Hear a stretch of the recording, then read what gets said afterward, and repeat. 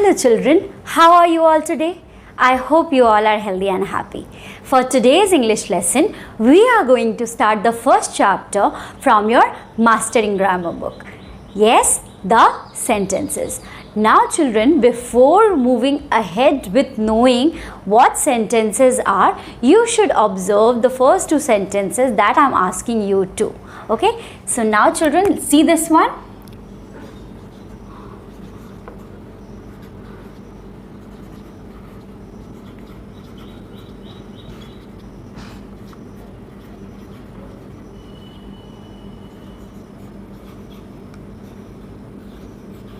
So children, the first sentence or the first group of words that I want to see you is give me water please glass of. So do you think this is making any sense? Okay, if I told you go, come, don't, here, okay, like this, don't, go, here, please, like this. So children, these are some group of words which we use in our daily basis, right? The words individually are used by us in many ways. So here you can see they are used together. They have come together to form something, to form a meaning. But because they are not arranged properly, they are not forming any meaning. They are not making any sense, right? So now observe this one. The second one, please give me a glass of water. Okay children, now this sentence, if you can see, this group of words, these words that I have used in the second number, so this is making some sense. It is asking for you to give me a glass of water. I am requesting you to give me a glass of water.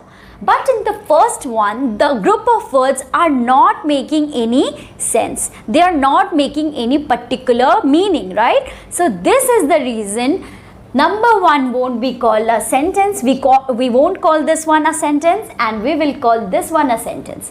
So children, from here, when we communicate with each other, we use certain group of words. When we talk with each other, communicate can be in speaking or in writing, right?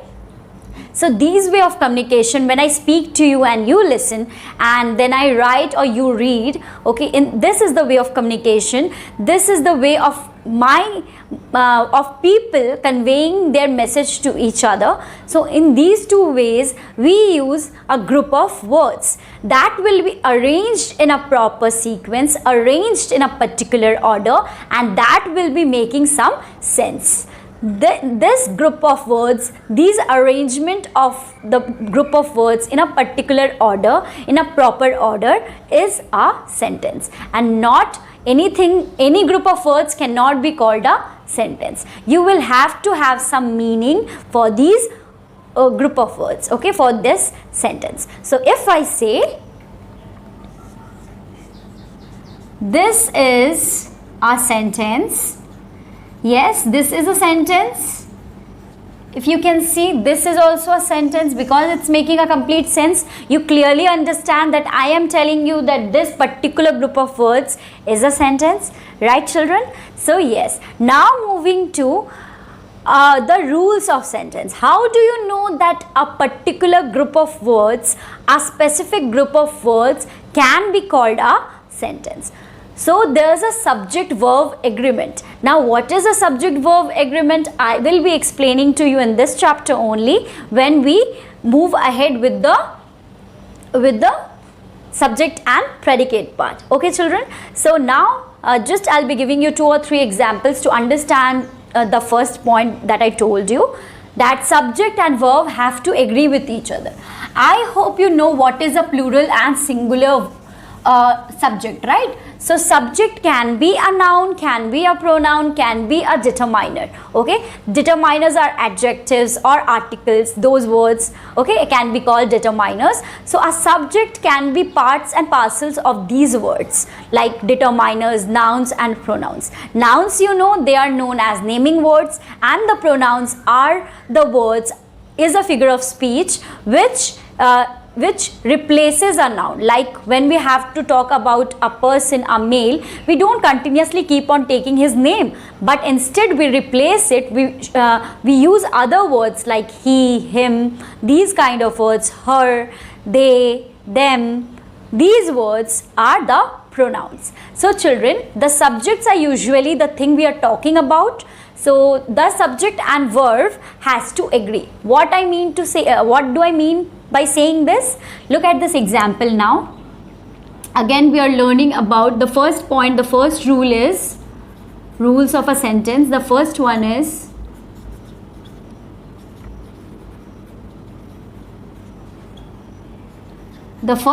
children, is subject and verb should agree with each other. Okay.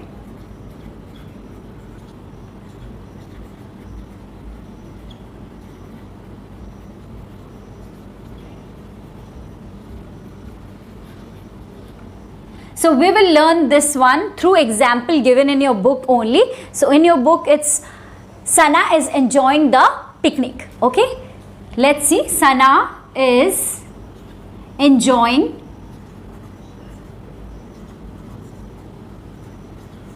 the picnic. Now children, see, Sana is the noun here. Okay. So Sana is a singular subject. What did I say? Singular subject will be taking a singular verb only. So is a singular verb. We don't use here are or where. So is a singular verb. This is used for singular subjects only. So when I say subject and verb should agree means what? With a singular subject you have to use a singular verb. You can't use, if you have used Sana are enjoying. Sana is just one person, right? She is just one girl. So for one girl we don't use a plural verb. So here you can see this one is the wrong statement. You can't put this, right? You will have to use a singular verb. We can't use a plural verb with singular subject. Okay children, so this is what I mean by subject and verb agree with each other. They are going to use singular if the subject is singular, the verb has to be plural when the subject is plural. Like if I told you that the apples are sweet, okay, so because the apples are plural, that's why I'm using the word are and not is. Okay, so this is what I meant by subject and verb agreement. Now the second rule is a plural verb is required when okay, so there will be a plural verb when we are joining the subject, the two nouns or pronouns with a conjunction. Okay, so there has to be a plural verb. Okay, so what did I mean by that? Let me write the second one, the second rule for this one. Now the second rule is what? That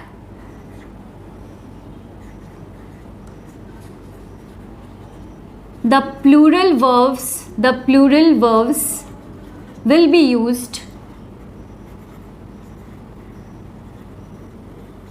when nouns or pronouns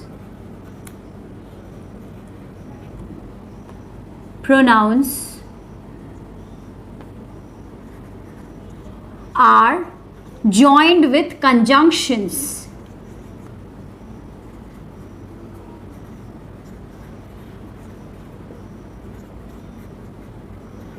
Okay children, what do I mean by this? Let us see it through example. Ram and Shyam.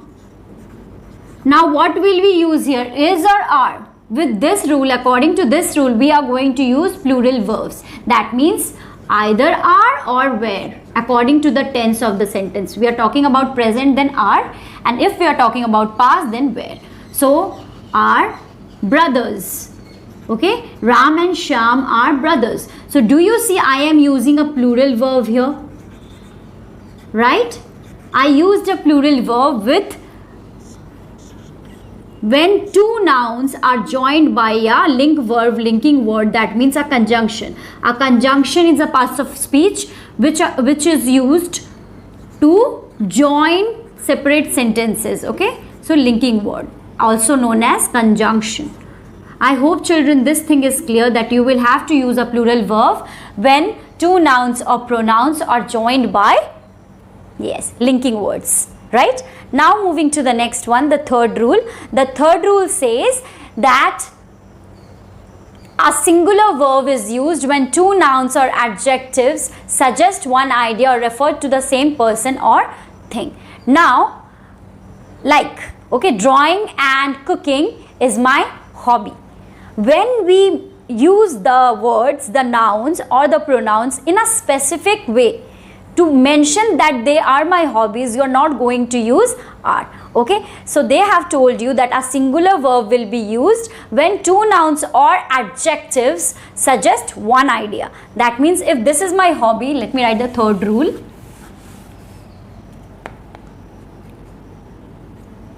Okay, a singular verb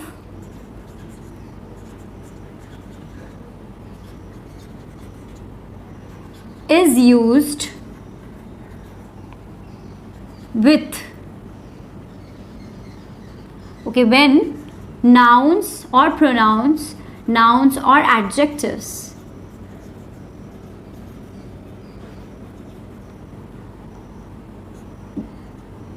represent the same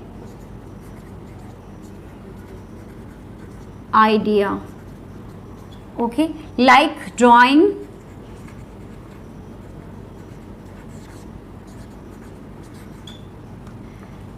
and painting, or drawing and coloring, because it's the same idea. Drawing and coloring is my hobby. Now children, see, these two things are very much connected to each other. When you draw, you color it. Okay, when you color it, you draw it. So they're very much connected to each other. So in this case, what do we do? In this case, we are going to use the word and, but we are going to use a singular verb. Okay children, so this is representing the same idea. That means when we paint, we color and draw together. So this is representing the same idea. Now children, also see this one, when it's a collective noun, when we use it together, bread and butter, they go together with each other because we have butter with bread. So bread and butter is a wholesome meal or wholesome food.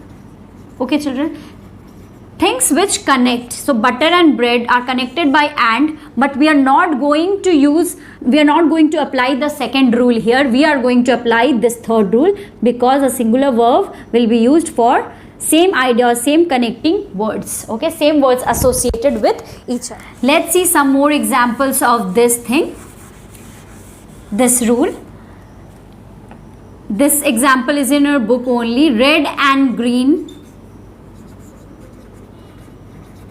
umbrella is not mine.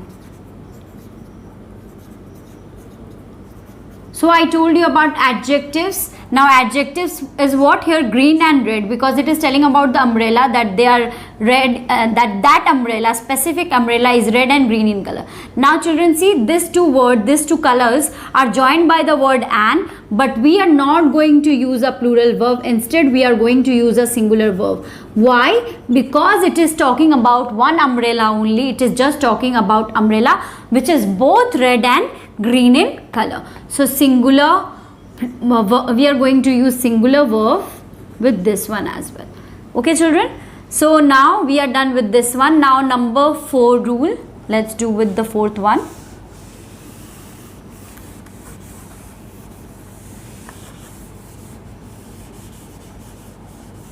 Children, now moving to the fourth rule.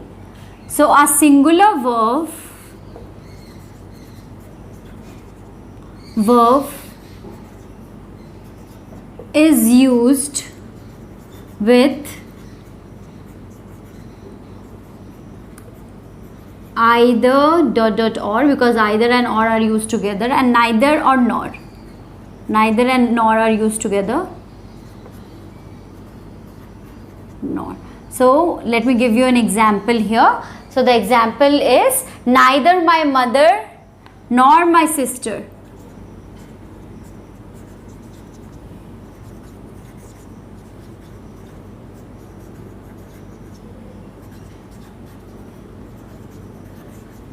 Now children, which verb are we going to use? Singular verb or plural verb? It has been told that we have to use singular verb for neither or nor.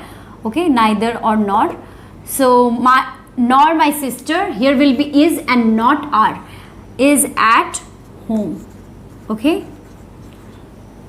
Now with either also, you have it in your book only, the example, either you or your brothers have to clean the room. That means either you have to clean or he has to clean it. So I'm not talking about both of them, I'm talking just about one. That's why I'm going to use a singular verb. Okay, so either you or your brother has to clean the room.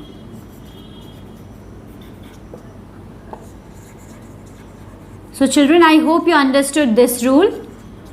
Okay, either or, neither nor is always taking a singular verb and not plural verb. Okay, so here you can see the word has represents the singular, otherwise we would have used have.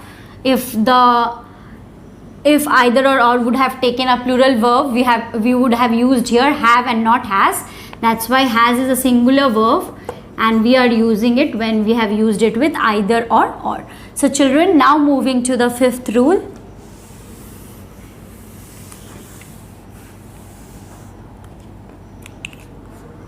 What has it said? That a singular verb is used. Singular verb is used for each and every. So most of us mistake here only, creates error here only. We use, because we think we are talking about everyone, so we use plural verb. So we have to use singular verb for these two words, each and every. Like here everyone has to sing. So also some other words like neither, everyone. Okay, these words always use a singular verb. Like everyone has to sing. Everyone has to sing. So I am not using have here, the plural form. Instead I am using the singular verb. Okay children, so again, neither of you, neither of you has my contact number. So that's why I'm using has with neither also, because it takes, the word neither takes a singular verb, my contact number. Okay.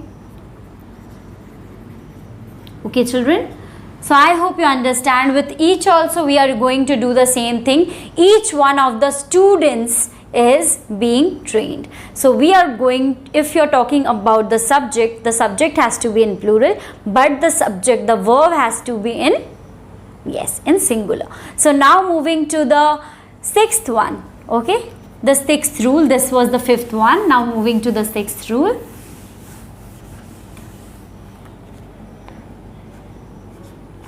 Now it has told us that even if they are joined by a conjunction. Now when these two words or some separate nouns have been joined by conjunction, they will be taking a singular verb, like each truck and each car. So what did I say? When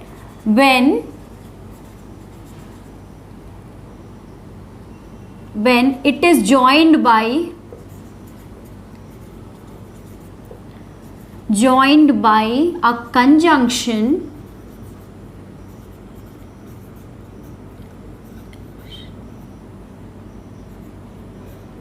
the words each, every, neither, again same words, right? Each and every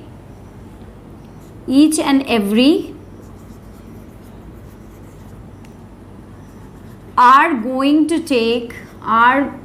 to use singular verb. Okay, now for example, what the examples are there in your book.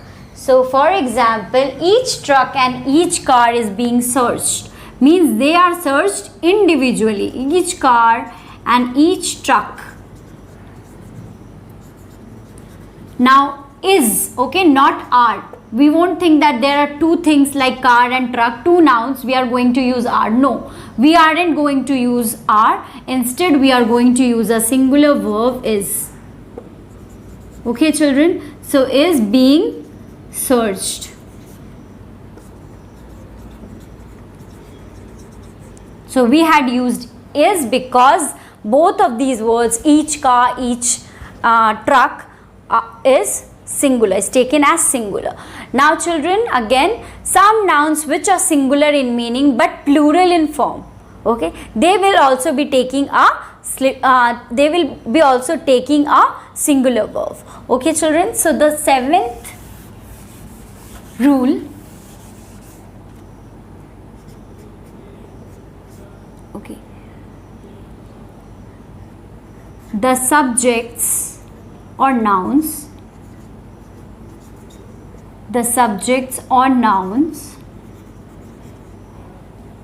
which takes plural form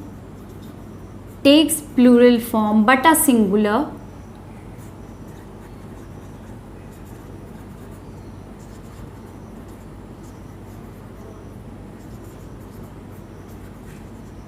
takes a singular verb. Okay,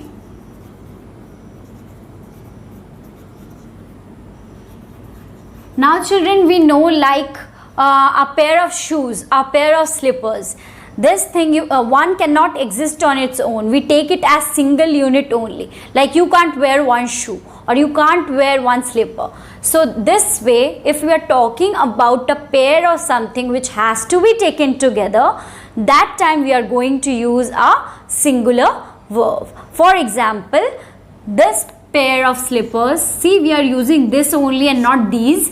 This pair of slippers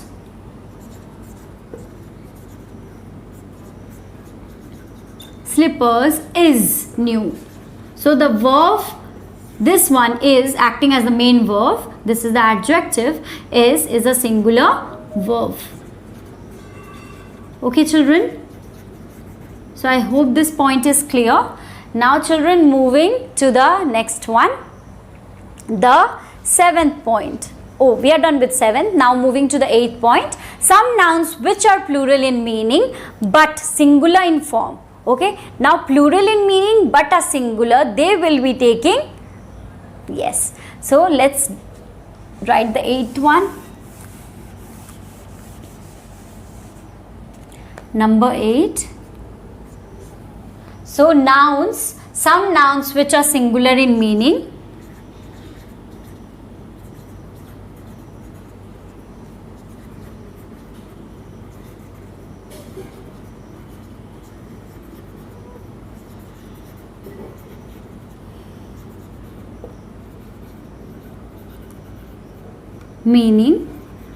but plural in form, they take a plural verb.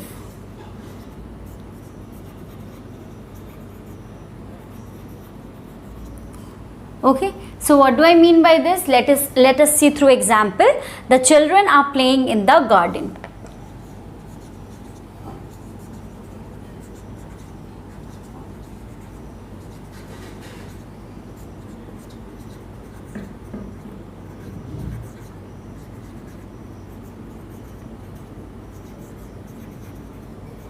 garden. Okay, so this one, see here, children, we know that this is plural for child, right? Children, but it is acting as singular here because we are talking about every child here.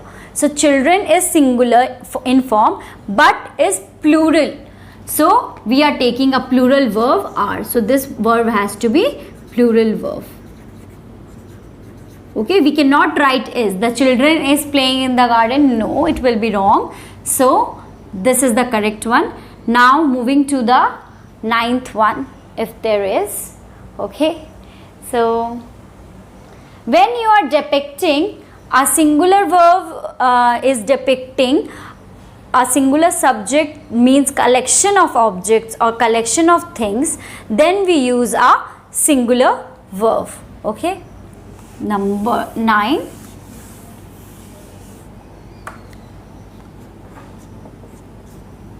So what do I mean by this? That singular verbs are required when the collection is thought to be a whole. Okay, so singular verb will be required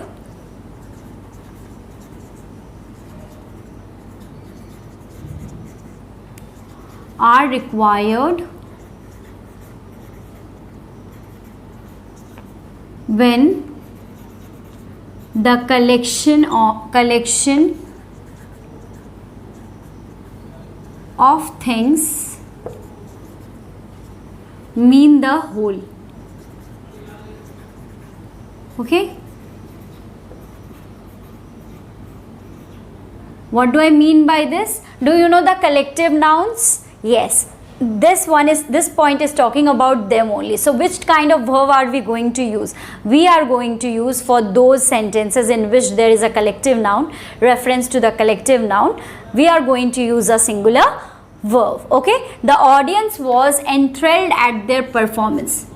The audience was enthralled with their performance.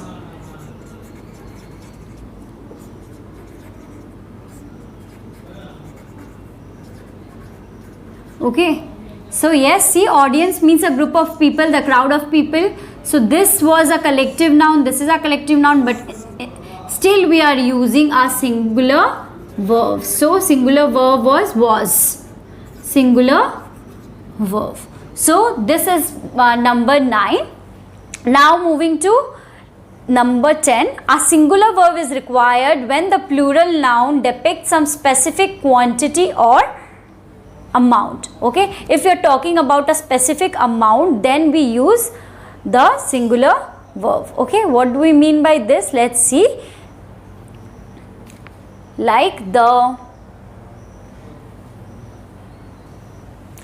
So let us write down this one also, number 10.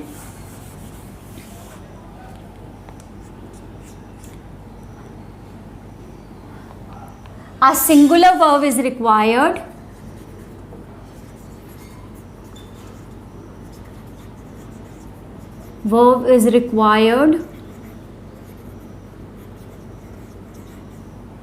when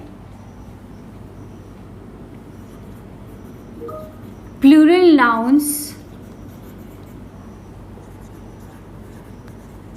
depict a specific quantity or amount.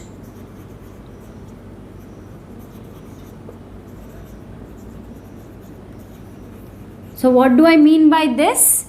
Now see, 3 kilometers is a long distance.